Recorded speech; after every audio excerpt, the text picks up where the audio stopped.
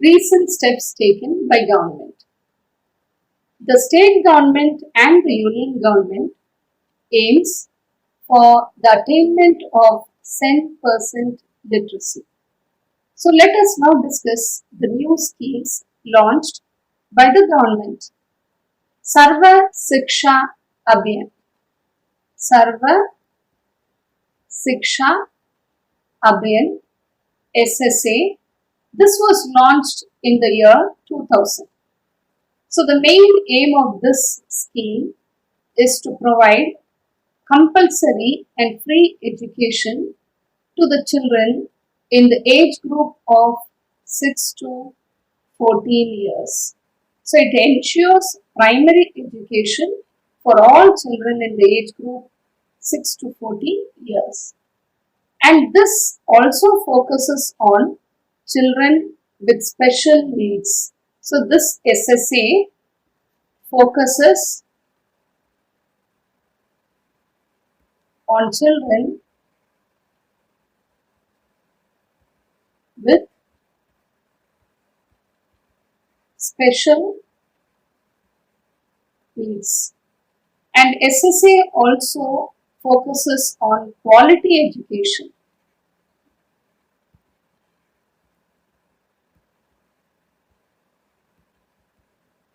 Education including life skills.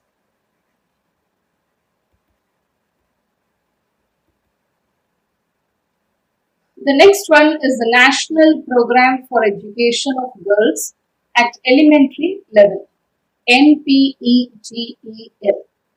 This was launched in 2003. It provides additional support for education of underprivileged girls at the elementary level. So elementary level is the upper primary. So the group is from class 1 to 8. And this scheme is under SSA. So this scheme works under SSA, that is Sarva Shiksha Abhiyan. The third one is the Kasturba Gandhi Balika Vidyalaya, KGBV, and this was launched in 2004. It aims at setting up residential schools for girls belonging predominantly to the SC, ST, OBC and minorities in difficult areas. So this aims at providing residential schools. So it means schools with boarding facilities.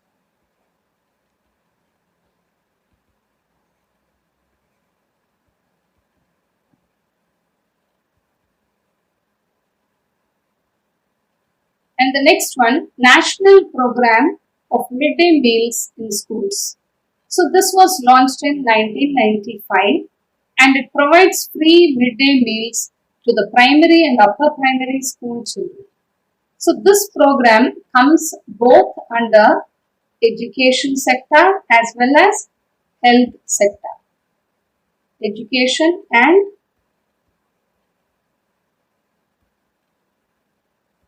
health sector because it provides education for the school children at primary and upper primary level.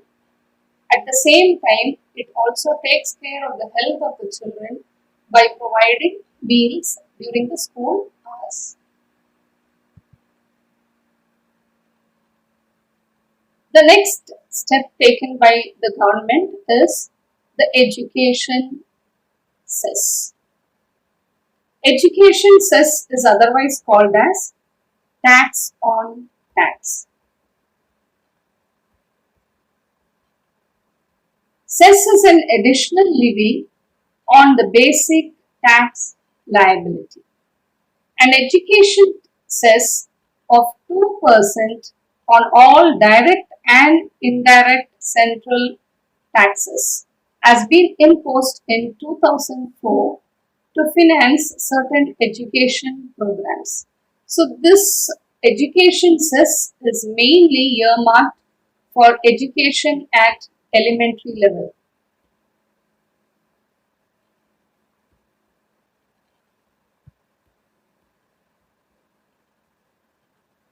And hope you know what is this direct and indirect tax. Direct tax, the liability to pay and the incidence of the tax lie on the same person. For example, the income tax.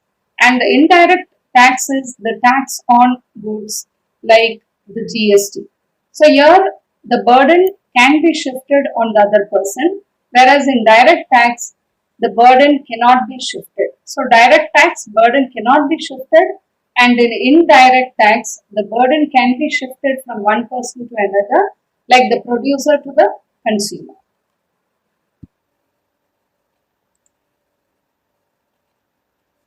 Steps to make education system globally more competitive. Accreditation of all universities and colleges. This is through assured quality standards. Then, deemed universities are allowed to open campuses abroad. So, the recognized universities are permitted to open campus. They are allowed to open campus in other countries. Higher educational institutions can have 15% supernumerary seats for foreigners. So supernumerary seat is SNQ. It means supernumerary quotas. So these seats are especially for the children who are under merit. Steps to develop link between technical education institutions and industries.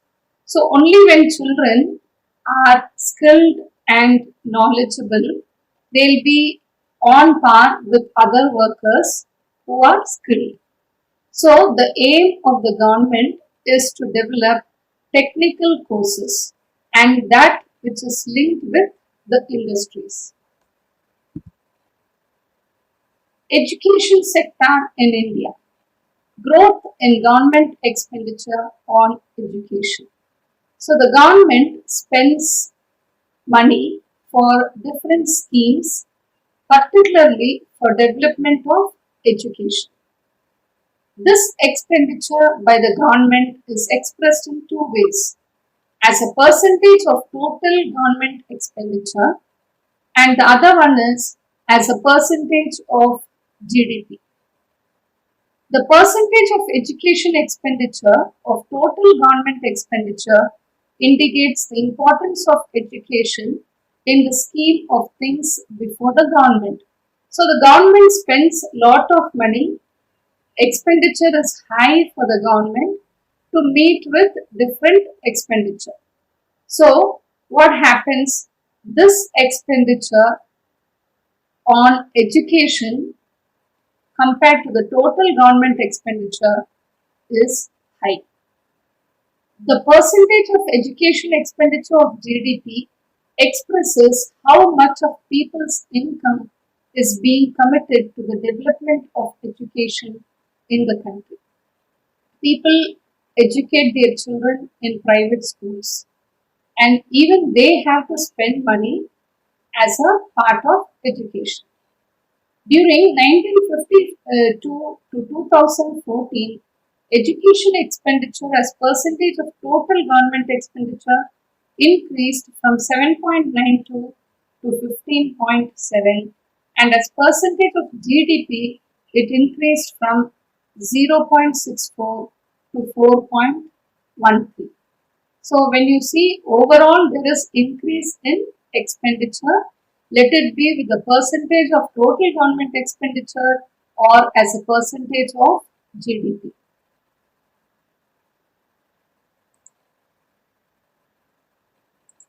Elementary education takes a major share. So elementary education takes a major share of total education expenditure and the share of the higher or tertiary education. So under tertiary education we have colleges, polytechnics and universities. Elementary education is classes 1 to 8. So the government has to take care of elementary education as well as higher education, higher secondary education, and or tertiary education. So when it spends, it has to allocate its fund. So let us see how it allocates its fund.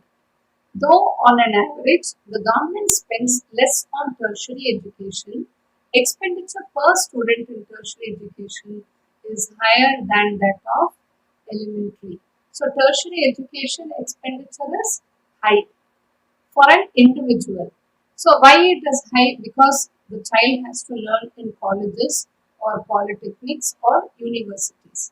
And the total expenditure for elementary education will be more because the percentage of children going to school would be more than who go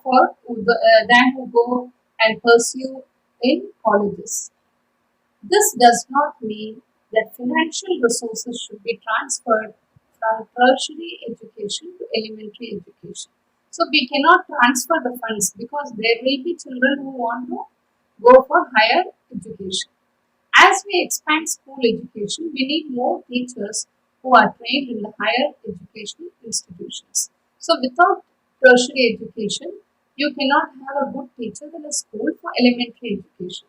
So it is compulsory for government to allocate funds for tertiary education because only through tertiary education you can get trained teachers for educational institutions. Therefore, expenditure on all levels of education should be increased. So whether there are children who have enrolled or not, government has to keep the availability of funds ready for expenditure on education. In 2014-15, the per capita public expenditure on elementary education differs considerably across states from as high as rupees 34,651 in Himachal Pradesh to as low as rupees 4,088 in Bihar. So it is very clear that in different states the level of education would be different. Sometimes in Bihar, children would be sent for informal work in informal organizations. So when that is the case, they are not sent to school. So definitely the government will be spending less amount for funding expenditure for education in Bihar. Whereas if many are interested, they are motivated, self-motivated to go to the school, so the enrollment ratio would be high, the attendance ratio would be high.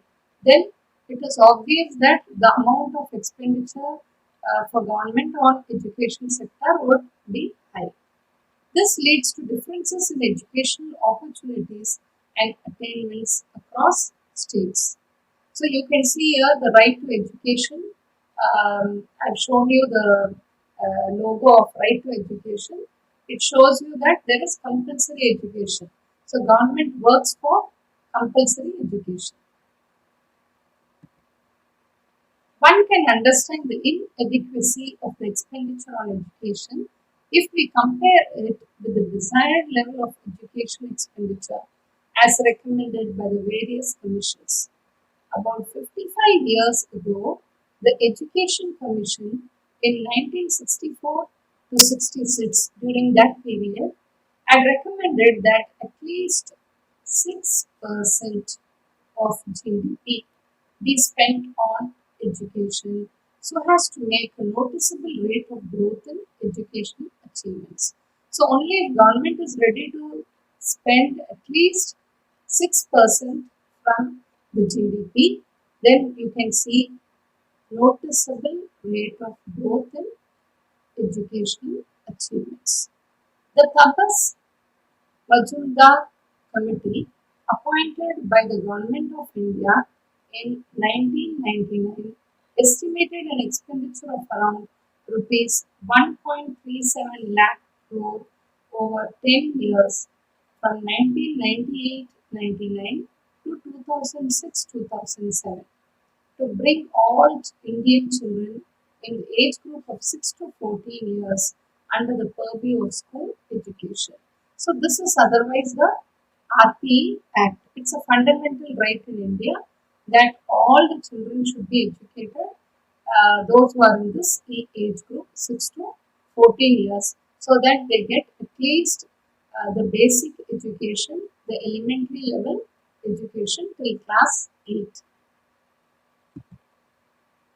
Compared to this desired level of education, expenditure of around 6% of GDP, the current level of a little over 4% has been quite inadequate. So if it is going to be 4%, it will be inadequate to fund these schemes.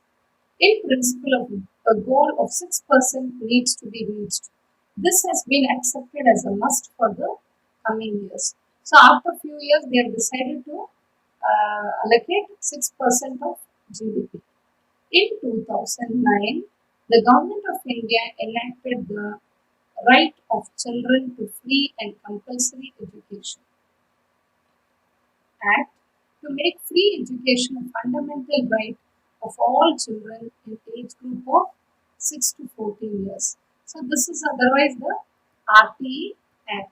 So it was formed in the year 2009. So it was enacted in the year 2009. Government of India has also started levying a 2% education cess on all union taxes. So already I have told you about this education tax. So this is to finance the education programs. The revenues from education cess has been earmarked for spending on elementary education. So it is, this cess is nothing but the tax on tax, and this is used for spending on elementary education. In addition to this, the government sanctions a large outlay for promotion of higher education and new loan schemes for students to pursue higher education. So you would have noticed in many families, people get loans for higher education. And you must have heard of this scheme which I have shown you here, Rashtriya Uच्चतर Shiksha Abhiyan. This was launched in the year 2013.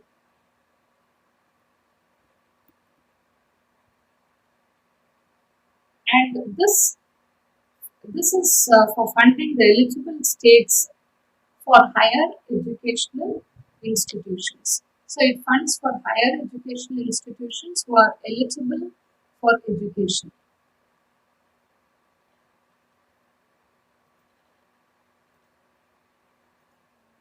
Let us now discuss the future prospects.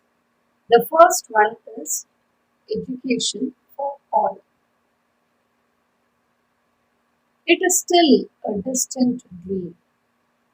Though in 1950 it was noted in the Directive Principles of the Constitution that the government should provide free and compulsory education, free and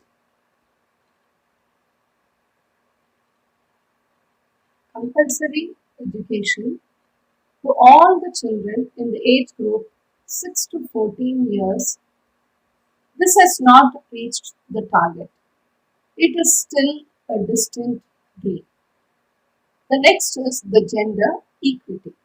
Gender equity is nothing but the equality in male and female education.